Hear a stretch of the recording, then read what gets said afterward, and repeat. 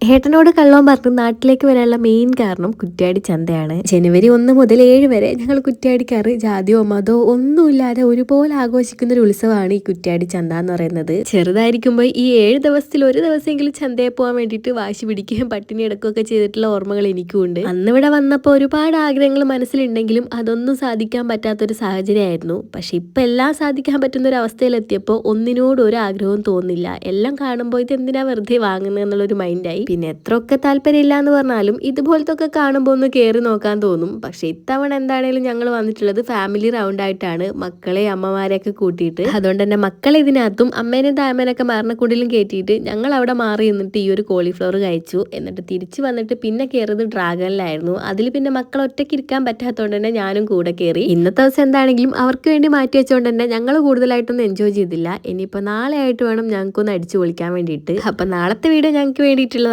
ഇന്നത്തെ വീഡിയോ അത്രയേ ഉള്ളൂ. Love you all.